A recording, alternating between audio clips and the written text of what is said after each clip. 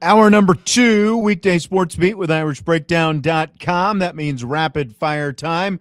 Sean Stiers, Vince D'Addario. We've got plenty of things to cover before we wrap things up here in a little bit more than a half an hour when South Bend Cubs baseball begins. There is a storm that is rolling out of Chicago and rolling this way, but from what I have seen, it is supposed to be all clear still by the time we are supposed to wrap up. So that's all that matters to us, Vince. Yeah, I think I saw 8 o'clock, something like that. So, it'll give me time to get the automatic pump out. So, I have a dry basement by the morning, things like that. So That's right. Plenty of time. So ESPN.com's Jordan Reed had a write-up about Notre Dame quarterback CJ Carr as a possible preview for next year's NFL draft. I won't read the whole thing, but kind of the highlights. One where he excels. He says he has an easy throwing motion, generates beautiful spirals.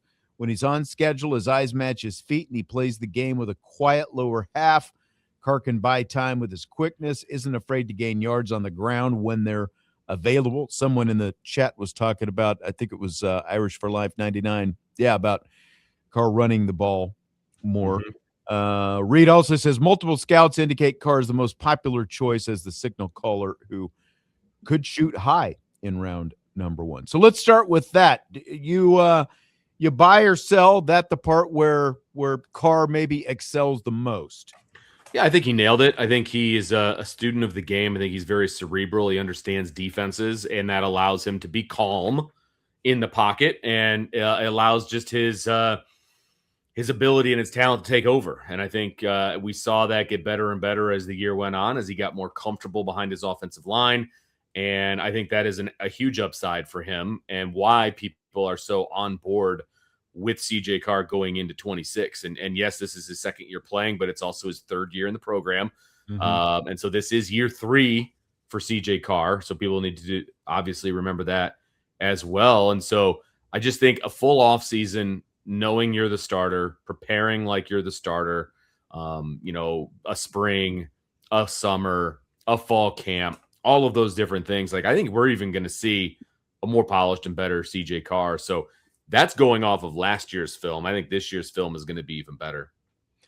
Yeah, I agree. And I think in terms of the physical traits, I mean, he pretty much nailed it. He is calm, and it helps when you've got a great offensive line in front of you. Now, to a lot of people's point, it also helps when you've got the kind of running backs that you can lean on. But again, I think that you lose the great running backs, but you also have a year of experience. And I think the trade-off is you're an even better quarterback, because even though you're not going to have Love and Price, you're still going to have some really good running backs in there. I mean, it's the nature of the game, right? Like, you're going to lose somebody every year. They're going to move on, and you got to plug somebody in, and you keep going. And the quarterback is the most important position on the field. I think the sort of, I don't know if it's a complete intangible, but it's not the physical trait. But you talked about the cerebral nature. It's like, a lot of it is just the pre-snap reads that he is able to make, and knowing how to make those calls, anticipating what's coming. I think it was Jalen Sneed and a couple of the other linebackers talked in the spring about how they, it's like they would get to the line of scrimmage and there's CJ Carr going 3-3, like he knew. He's reading their mail. Yeah, that's right. He's reading it, before they can even do anything. And that doesn't just come with the fact that you're facing your defense in practice. It also comes with a lot of film study, and he's going to be in there studying his opponents, and he's going to know what's coming more times than not before the ball is ever snapped. Yeah, I think that's huge. It's that pre-snap stuff, and that's honestly what I'm more confident in with him in year 2 than I am in anything else. Like, we've seen the ability, we've seen him be able to make all the throws and do all the things like that. Part I'm not really worried about. It's more like reading the defenses pre-snap, not trying to maybe squeeze some throws into some small windows, things like that. But like the biggest maturation we're going to see is it's going to appear as though he's throwing them even more wide open guys than he was before, because he's able to read those defenses that much better. Right. And it's going to, there's just going to be a lot of easy access throws that he's going to be able to do. Yeah. I mean, we haven't even, I guess, like that right up there didn't even mention, and we didn't mention the fact that he is able to place the ball into tight windows, like that he's not always just throwing to a wide open guy. And he's right. If the guy has position, he's willing to trust him if it's a guy he trusts, obviously. Now, here's where Reed says Carr needs work. He says the next step in his development is limiting the chaotic and forced plays. Carr tries so hard to make every play overwhelmingly positive that he will run in circles in hopes of finding things that simply aren't there. That causes situations where he's too aggressive at attacking throwing windows that have already slammed shut. Learning to relegate his check down or simply throw the ball out of bounds can prevent him from taking unnecessary sacks, straddling the line into turnover-worthy plays. Okay, so that's where Reed says CJ Carr needs work. Didn't take a lot of unnecessary sacks. He only took 12 sacks last year. Okay. Right. So do you agree with that as what he needs the most work on, what Reed laid out there? You could almost take that, analysis and attach it to any first-year starter. You know what I mean? And since, so like coming back as a second-year starter, I think you almost automatically fix a lot of those things just from having the experience that you had in year one and then going into year two. He's right. He would run around and he would do some different things, but some of that I like, though, because he always kept his eyes downfield. He was always looking to make a play with his arm. Now, maybe he makes a few more plays with his legs to try to protect the football, things like that. Maybe he throws the ball away, maybe a little bit more. Okay, I'm fine with that. But I don't look at the quote unquote running around in circles looking to make a play as necessarily a negative thing, because we've had quarterbacks in the past. Notre Dame has had quarterbacks in the past that would run around like a crazy person and not have any plays to make.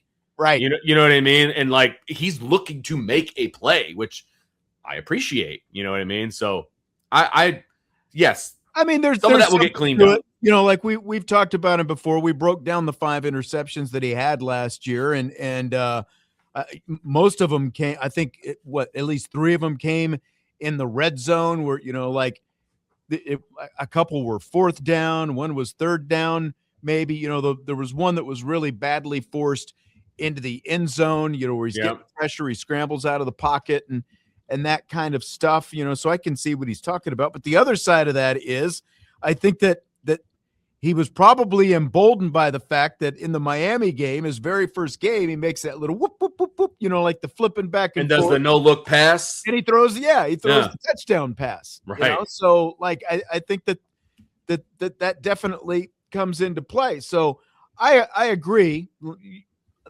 I would say just knowing that you can live to play another play, but there are also a couple of the worst plays that he made were 4th down plays where it's like you got to get something, like you can't just eat it. I would rather see a guy throw it up in the end zone than just eat the ball, which happens sometimes as well.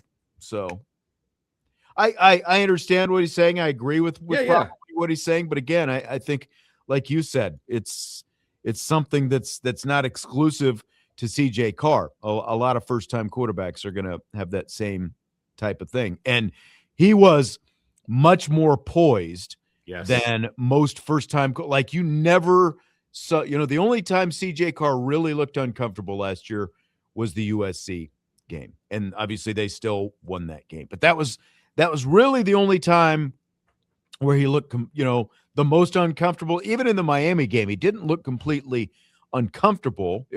And he was under pressure a lot in that game. Yeah, I think all aspects of his game are going to take a step forward. Now, how big of a step in each, part remains to be seen. I think he'll run the ball better. I think he'll throw the ball better. I think he'll make better decisions. And that's saying something, because I think he made some pretty good decisions last year. But everything will increase and everything will get better. Everybody's worried about his running ability. His running ability will be fine. Now, look, he's not necessarily the guy that you're going to have running QB power like you did with Riley Leonard, right? That's not who he is as a quarterback, right? Just like you're not going to have Riley Leonard sit back in the pocket and pick you apart with his arm on a regular basis. They're just not the same. Now, both can be effective, right? We saw how effective Riley Leonard could be, like 3rd and short, all day long. Notre Dame's picking that up with Riley Leonard, right? That was never a thing. Do I think CJ Carr can do some of that? Yeah, I think he can, but I don't think that's your offense either. You know what I mean? And so it will take a step in the right direction, but I'd rather have CJ Carr throwing the football, not running with the football, if you're giving me the option. Absolutely. Does he need to just give up the run? No. But no. And he had some nice, some QB draws and some QB power and some stuff like that last year. You can catch him off guard and do Absolutely. Some. He's not afraid to run the ball. Yeah. That's just not his strong suit. He doesn't need to be a game plan like he needs 8 to 10 carries per game. That's right. That's not an effective use of CJ Carr. And I realize this is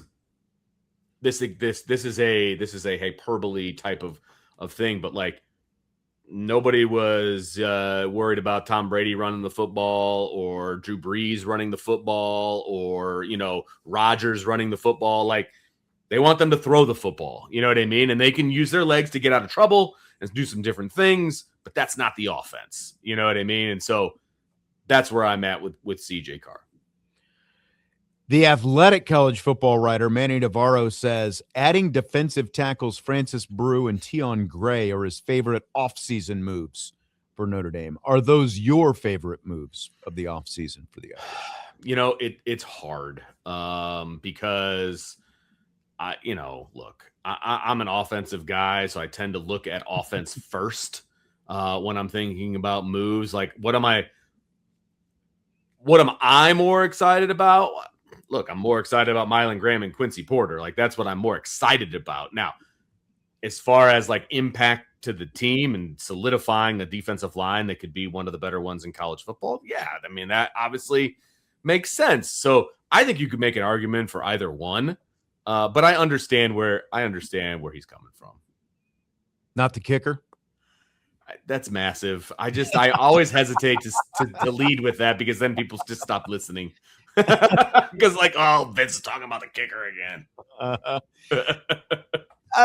I won't say this is tough, but I would say Brew and Gray, getting guys with that kind of experience and size, they needed that to shore up the middle of that defensive line because everything can flow from there with those kind of guys. When you throw in the kind of guys who Notre Dame already had coming back. And I think when that happened, I don't know if Onye's decision, I don't think it was. The NCAA had necessarily made that decision. I think we were kind of still waiting on that. So, definitely very important, but I would agree. I would actually put that 1A and then getting Graham and Porter from Ohio State would be 1B for me. They would vote those guys would be right up there because of, what they bring, the ability to go out and grab a couple of really good receivers from wide receiver U is pretty important. And we saw what one of those guys could do in the spring. Yeah. And we expect that the other guy is going to be able, because of what we didn't see, at that boundary receiver position. We think that Porter is going to be able to bring some big time stuff this year as well. Look, we're splitting hairs a little bit when we're discussing this because all four of those guys coming in were massive, and hugely important to what Notre Dame wants to do on both sides of the football. So I'm excited about all four of them, and I'm excited to see all four of them in a gold helmet all at the same time, which we haven't obviously had a chance to do yet. But for these publications and these, all these different things, you got to pick two. I don't have a problem with him picking those two guys, but I think it's a fun discussion to have, because I think all four are pretty darn important. We were talking about tight ends and, Notre Dame having two dynamic tight ends facilitate. We were talking about this in the first hour. Facilitate says Flanagan and Premer don't fit that mold. ? My immediate reaction to that would be, I'm not counting on Premer right away. Yes. He's a true freshman who wasn't here in the spring. And so if you're going to base your entire offense on 12 personnel, thinking it's going to be a true freshman that hasn't yet to step foot on campus, I'm not willing to do that. Now, could he be that guy by midseason or whatever? Or could he be that guy by game one? It's definitely possible, but I'm not formulating my offense as that is my go-to formation when I haven't seen what he can do in college. I'm not doing that. He can be, but he could be. He's a freshman walking in, and there's some other guys in that room as well. Flanagan can as well. I don't know, in terms of like elite, dynamic, like that kind of thing. Dynamic receiving, I think, is a question mark at this point. Like, we know he can block. We've seen him block, right? I just don't know if dynamic receiving is there. And, that's what Mike Denbrock was talking about. 2 premier tight ends that can both knock the crap out of you as an inline blocker and be dynamic receiver. Yes. That's a lot. Exactly. That's a lot. And you don't, again, like you look at the star next to Ian Premer's, his recruiting profile, and you expect that it's going to be there, but that's a lot to expect from a true freshman walking in. There's a reason, Michael Mayer was still the exception and not the rule when it came to freshman tight ends just walking in and doing the kind of stuff that he did right away. And if you're being a responsible offensive coordinator, like you need to, you can have that as a package, like it's part of it, right? But that can't be like, oh man, that's our go-to right there, 12 personnel with those 2 guys and, ready to rock and roll. Like, I think you have to be a little bit more sure about what you're doing, and you got to see a bunch of guys in the spring, and you've gotten to see some other things happen, along the way. And so I think you have to go with what when you're putting together your offense. Look, I'll be honest. Like, when I think of all these tight ends, I think back to more like what Tommy Rees was doing. It felt like the tight ends were just rolling out there all the time. There was so much 12 personnel, and we would see 13 personnel, and like we used to talk about, just like spread it out a little more, get those tight ends off the field, correct, spread the formation out a little bit more, and give yourself more room. And that's like, I like the shift that it has made these last few years in that direction personally. But here's the best part about this whole thing. If Premer and Flanagan end up being those guys, you don't think Denbrock's going to dust off that part of the part of the playbook and go to it? Like, he's going to do that. Some of it also depends on who you're playing, what the personnel, the defense that you're playing, and how you can take advantage of that. So if 100%. They feel like they can take advantage of that with 2 tight ends, they'll do it. If they feel like they can take advantage of that with 4 wide receivers, they'll do it. So I think they've got a lot of options, quite honestly. Yep. It just goes back to being light on your feet and operating the offense that fits your personnel the best. We just may never see 21 personnel like we've always wanted for years. Every year, look, if they weren't going to do it consistently with 2 first-round draft pick running backs, we're never going to see it, guys. Like, I can dream and hope and wish upon a star all I want. Like, I just don't think we're ever going to. How many years in a row were we like, yes, this is the year we're going to see more of that, more 21. Tease. Never happened. All right, Vince, the Brendan Sorsby stuff at Texas Tech. Oh, my gosh. This saga is caused, of course, a massive stir this week. I'll ask you this. Jesse and I talked a little bit about it. Yeah, you did. There were rumors last week that Notre Dame might be considering scheduling Texas Tech in the future. So my question is, can the Irish go through with that if Sorsby plays this year? I don't know if Notre Dame is in this is tough. I was going to say, I don't know if Notre Dame's in the position to be like just turning people away and things like that, but maybe they are. It's like, I feel like it's a moral decision versus a football decision, right?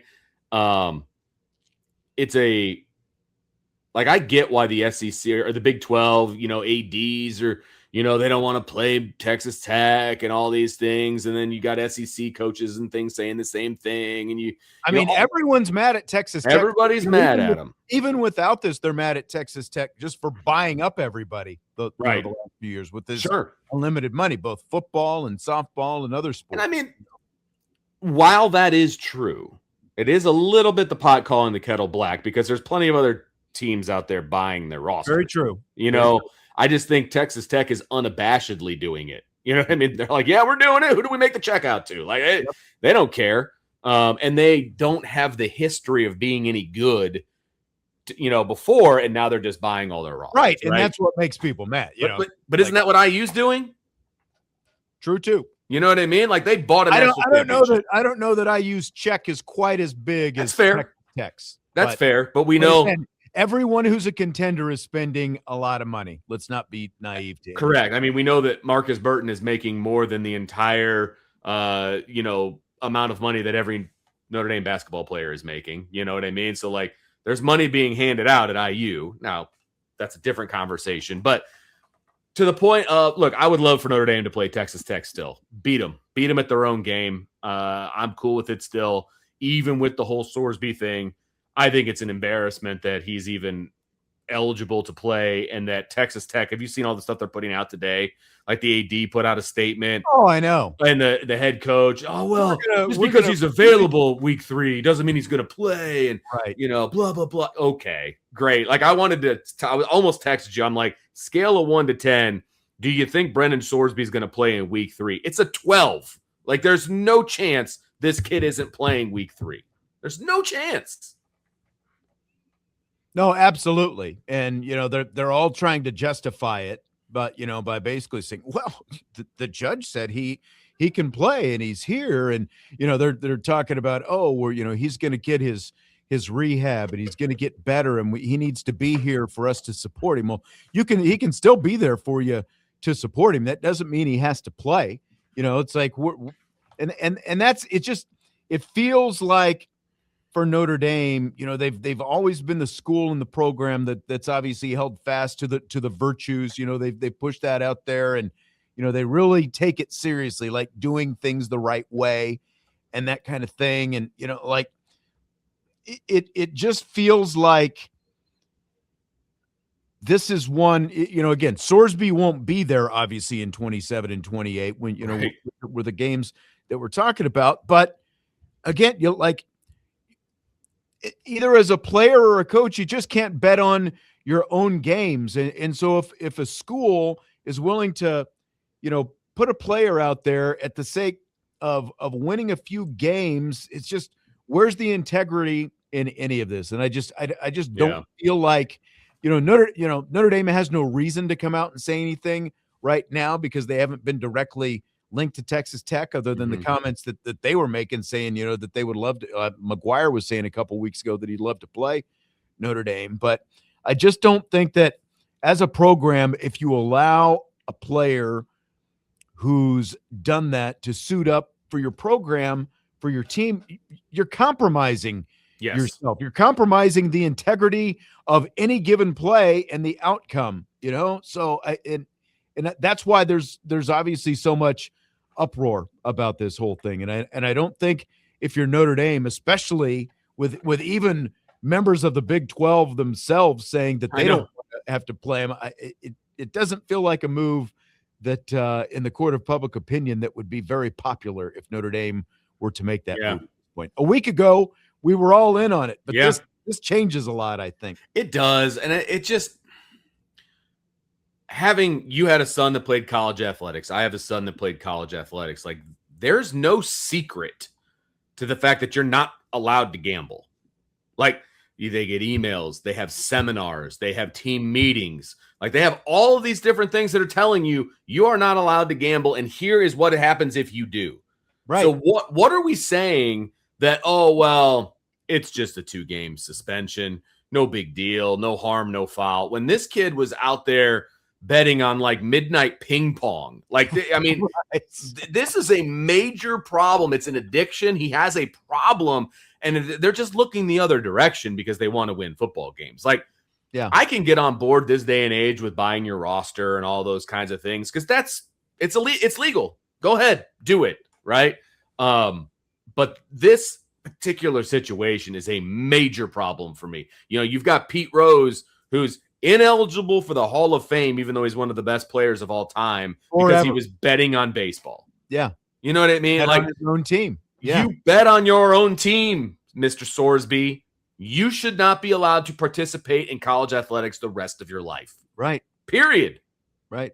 If it's good enough for Pete Rose, who's a hell of a lot better player at his sport than you are, then it's good enough for you. Like that's where I'm at with this whole thing. And it's embarrassing that Texas Tech and Texas Tech supporters are all up in arms and trying to protect him and all of these different things. And the AD coming out today and saying, well, we had nothing to do with the lawsuit and we had nothing to do with the ruling and all these other. Oh, okay. Got that it. Still doesn't mean you have to play him. Exactly. Again, take a stand. He can be around your program. You can let him be there. You can help him train, if he's going to go to the NFL eventually. And he can be there and get all the support that he needs because, let's be honest, he's probably not going to actually take that many classes at Texas Tech. Right. But you don't have to let him play. Exactly.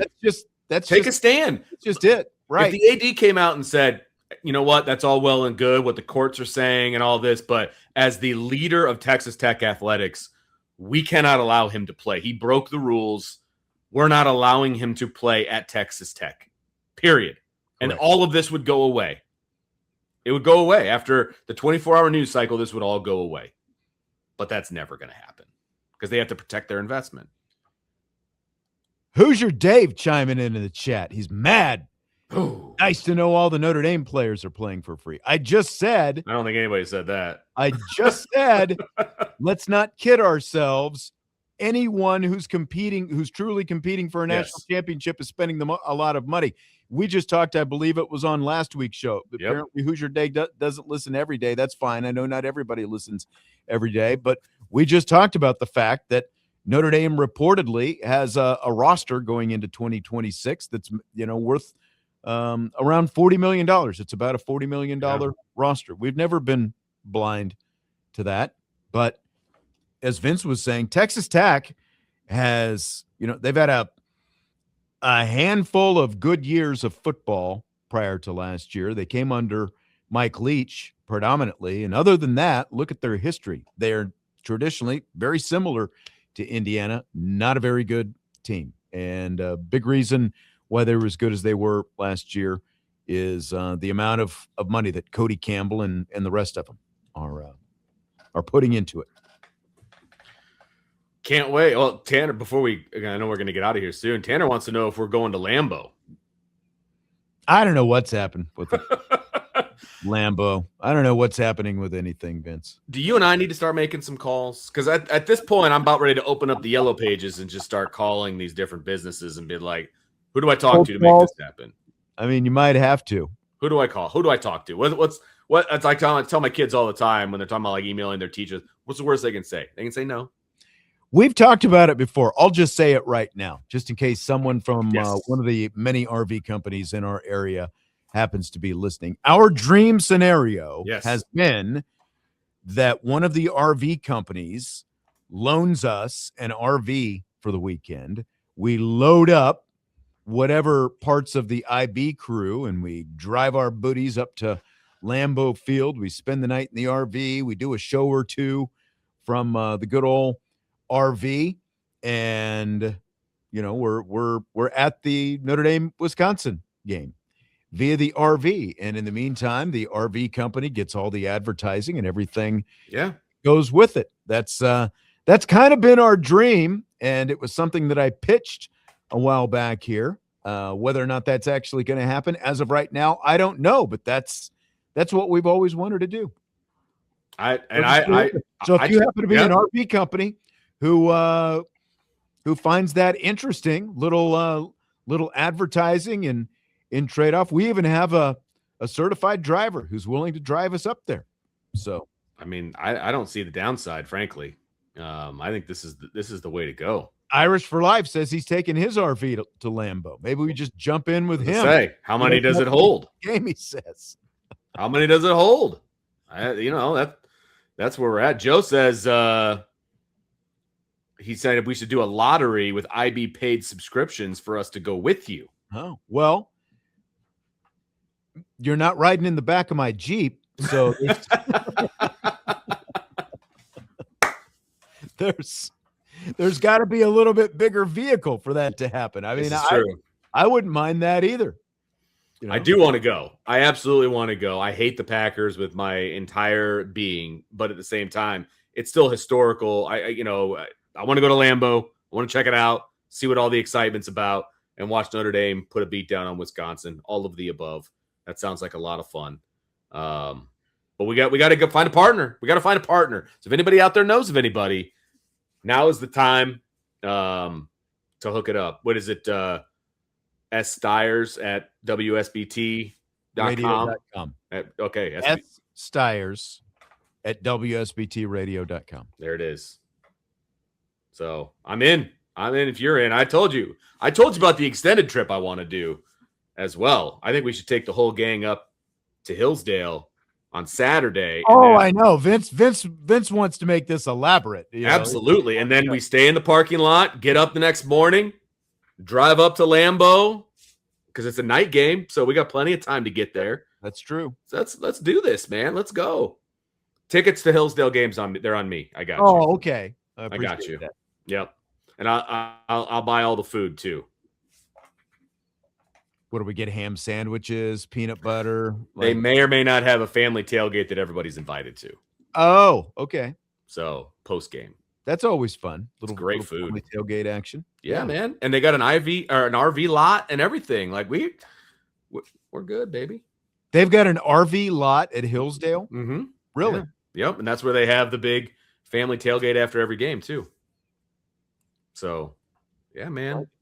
Let's roll. See, we could even put on, like a tailgate up there with the RV. Get up there and like you said, it's a night game Sunday, so we could hang out all day. Absolutely. Watch some. I don't know if there's other games going on that day. I'm excited. Trevor said he's making room in his trophy case for when we take home some hardware June 22nd. What's June 22nd? That would be the Hillsdale football golf outing. Oh, is that coming up again this year? June 22nd. And Trevor, myself, my son, and my father-in-law are a foursome little best ball action. And so we will be supporting Hillsdale football, but also we're going for the trophy. All right. Yeah. Nice. Good luck. Good luck. Got 12 days coming up here. Got to get out there, start swinging them again. A couple of weeks. All right, well, that's going to do it for today. We got South Bend Cubs baseball coming up next on WSBT. Vince and I will be here tomorrow. Mailbag day on the show tomorrow. We will talk to you then on Weekday Sports Beat with IrishBreakdown.com.